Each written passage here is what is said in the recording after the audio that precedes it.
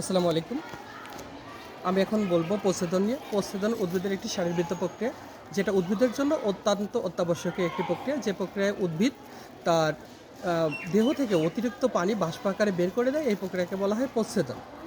তো প্রচ্ছদন প্রক্রিয়া আমরা করে দেখাতে পারি। আমরা একটা পরীক্ষার মাধ্যমে প্রচ্ছদন প্রক্রিয়াটা উপস্থাপন করলাম। প্রথমে আমরা একটা পলিথিন নিব। হুম, পলিথিন নেবে, একটা গাছ নির্বাচন করব। আমরা যে গাছটার ভালো পাতা আছে এরকম একটা গাছ নির্বাচন করব।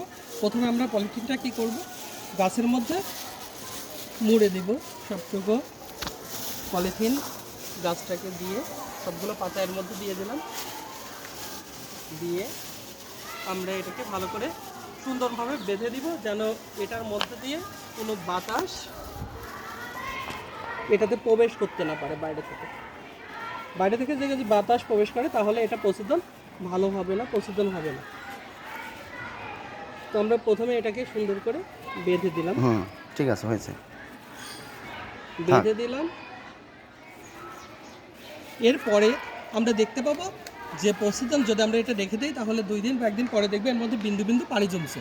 পানি জমলে তাহলে যে প্রক্রিয়ায় পানি বের হবে এটা হচ্ছে প্রচ্ছদন প্রক্রিয়া। আর প্রচ্ছদন উদ্ভিদের জন্য অত্যন্ত একটি গুরুত্বপূর্ণ প্রক্রিয়া, কারণ এই প্রক্রিয়ায় উদ্ভিদ পানি এবং খনিজ লবণ শোষণ করে এবং এগুলো দিয়ে খাদ্য উৎপাদনে সাহায্য করে। আর যদি প্রচ্ছদন যদি না ঘটতো তাহলে অতিরিক্ত পানি জমে উদ্ভিদের মূল এবং কাণ্ড পচে যেত।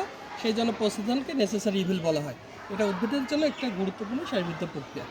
আমরা এই প্রক্রিয়ায় প্রচ্ছদন পরীক্ষাটা করতে পারি।